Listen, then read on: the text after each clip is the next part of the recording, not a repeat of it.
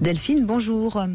Bonjour Brigitte, bonjour Frédéric. Bonjour. Je suis ravie d'être avec vous deux parce que de ma construction personnelle, de ma recherche dans mon moi, vous faites partie de ce que j'appelle mes lumières en fait.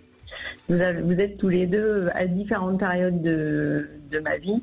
Vous avez été capables des fois par une phrase, par une idée, par une explication, une simplification des concepts que vous venez de nous expliquer, de m'éclairer et de me dire mais en fait je suis pas folle quoi. Ce que je ressens en moi. C'est pas anormal, c'est pas différent, c'est pas... Et vous vous souvenez de quelque chose qu'aurait dit Frédéric Lenoir qui vous a éclairé votre ombre justement sur ma notion de bienveillance. Sur ma notion de bienveillance, parce que c'est quelque chose que... Oui, c'est-à-dire c'est-à-dire qu'il était dans une émission, je ne sais plus laquelle exactement, mais Frédéric s'est mis à expliquer comment il percevait les relations humaines, la relation qu'il devait y avoir entre les hommes entre eux, et qu'on pouvait tout à fait expliquer beaucoup de choses sans être dans l'agressivité ni le combat. Et moi, ça a résonné terriblement fort en moi parce que j'avais vécu durant toute l'enfance au milieu d'un combat, en fait. Entre combat de mes parents qui étaient pas d'accord et qui n'avaient d'autres moyens ou ne voulaient pas avoir d'autres moyens. Parce que en grandissant et en étudiant la situation, on se comprend mieux qu'ils n'ont pas cherché à avoir d'autres moyens que de nous utiliser comme arme de destruction massive en fait. Alors je dis nous parce qu'il y a mon frère avec. Et qui a payé un plus lourd tribut, un tribut beaucoup plus lourd, puisqu'aujourd'hui il est toujours suivi en psychiatrie. Et donc voilà, ça m'a permis à un moment donné de me dire c'est quelque chose que je leur criais quotidiennement. Je me souviens quand j'étais enfant et j'ai d'ailleurs gardé en moi cette notion de difficulté d'écoute. Quand on ne m'écoute pas, j'ai tendance à vite surréagir. J'arrive à me maîtriser maintenant, à me regarder en fait, à regarder ma face cachée et à me sortir de ce contexte-là. Mais c'est quelque chose que je leur demandais, que je leur criais quand j'étais enfant, de bien vouloir arrêter de nous utiliser comme porte-voix, comme objet de combat et qu'ils n'entendaient pas. Donc ça, c'était assez violent et j'étais intimement convaincue dans mon fort intérieur qu'il y avait moyen de faire autrement entre deux adultes comme ils étaient que de nous utiliser comme ça. Et puis la fois où je l'ai entendu de la part de Frédéric, ça m'a ramené à me dire je suis pas folle, je sais que c'est capable, je suis pas la seule à le dire. Ouais, en fait, c'était ça. Et puis du coup, je vous ai suivis tous les deux et ça a été un parcours où j'ai dû passer de l'explication que vous donniez par rapport à Freud, Jung, alors c'est Jung, j'ai peur de mal le prononcer, à peu près par toutes les étapes, puisque j'ai fait à un moment donné à ne pas vouloir regarder qui j'étais, et qui en même temps on ne m'y aidait pas beaucoup parce qu'on me ramenait souvent sous l'image et le mimétisme de ma maman. Donc j'avais du mal à me décrocher de l'image de ma mère et de devenir moi en fait. Donc j'ai fait une psychanalyse pendant 5 ans avec une psy qui était sous l'école freudienne. Ça m'a sorti, j'aime bien dire le cul des ronces, mais ça m'a permis de retrouver le sourire et de regarder un autre angle, une autre façon, de me regarder d'une autre façon en fait. Et puis depuis, je suis constamment à la recherche de sens dans ce qui m'arrive. J'ai besoin de ça. Et que ce soit au niveau du développement. Et c'est là où on voit bien que Jung va plus appuyer sur la nécessité de donner du sens que Freud, par exemple, Frédéric Lenoir. Tout à fait. Donc Delphine nous dit plein de choses intéressantes et importantes sur l'observation de soi, qui est la base de tout. Et là-dessus, effectivement, la psychanalyse freudienne apporte beaucoup sur la lucidité.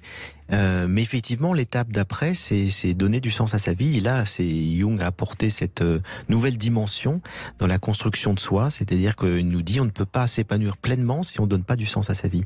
C'est-à-dire si on n'a pas trouvé un but, quelque chose où on permet de se réaliser, de grandir, d'apporter quelque chose aux autres. Et donc, je crois qu'effectivement, vous en êtes un peu à cette étape-là, si j'ai bien compris. Oui, c'est ça, ouais. Je suis en train de... Et alors, quel sens vous donnez pour l'instant ? Aujourd'hui, j'ai été très, très, très, très, très présente pour les autres. J'ai été, j'aurais envie de dire, une soignante principalement, en fait. Oui.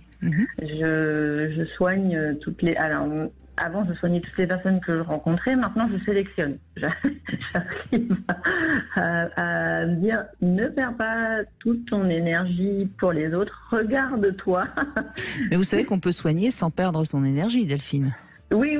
C'est justement la différence que je fais. Avant, j'avais tendance à me plonger à corps et âme dans le soin pour l'autre. Vous vouliez sauver des personnes qui ne sont pas sauvables ? Oui, mon frère, entre autres, par exemple. Qui n'ont pas envie d'être sauvés, c'est autre chose. Oui, pardon, vous avez raison, là. C'est plus juste. Il y a les deux cas, oui, mais j'ai eu affaire aux deux. Mais oui, j'ai eu envie de sauver beaucoup de personnes et je me suis rendu compte que je ne pouvais pas. En fait, s'ils ne voulaient pas ou s'ils ne pouvaient pas, effectivement, je ne pouvais pas le faire. Donc, mais cela dit, Delphine, quand on veut absolument sauver quelqu'un qui ne veut pas ou qui n'entend pas ou qui n'est pas encore prêt, parce que finalement, soyons plus doux dans nos propos, c'est peut-être parce qu'on est encore un peu dans la toute-puissance, non ? Alors, j'essaye de lâcher le contrôle, de vouloir tout contrôler. Bien. Derrière, il y a ça, quand même. Oui, bien sûr. La toute-puissance, c'est un besoin de contrôle, vous avez raison. Oui. J'essaye de lâcher la possibilité que j'ai de pouvoir tout gérer, tout contrôler sur ce qui se passe autour de moi et j'essaye effectivement de donner des sens, un sens. J'ai eu une belle histoire auquel, pour mon fils qui va avoir 18 ans, je lui ai pas raconté parce que je veux pas que ce soit trop lourd de sens pour le coup, pour lui. Avec mon mari, on s'est connus à l'âge de 7 ans. On s'est perdu de vue, on était des amoureux de campagne, donc en plein milieu naturel. Et on s'est perdu de vue, on s'est recroisés. Moi, j'ai quitté la région, je suis partie vivre à 600 km et à l'âge de 20 ans, on s'est retrouvés par l'intermédiaire de mon frère qui a reloué les liens. On s'est mariés, on a eu un petit garçon. Et ce petit garçon, en fait, donc ça, c'est votre fils qui a 18 ans, c'est ça ? Voilà, ouais, c'est ça.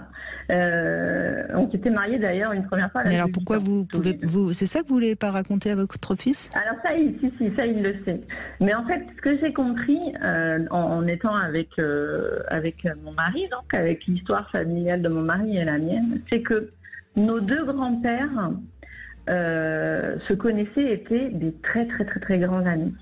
À tel point que mon grand-père fournissait le lieu et le trajet pour se retrouver en vacances, pour continuer à se retrouver dans un bar dans la ville de vacances, comme ils avaient leurs habitudes dans notre village natal, en fait.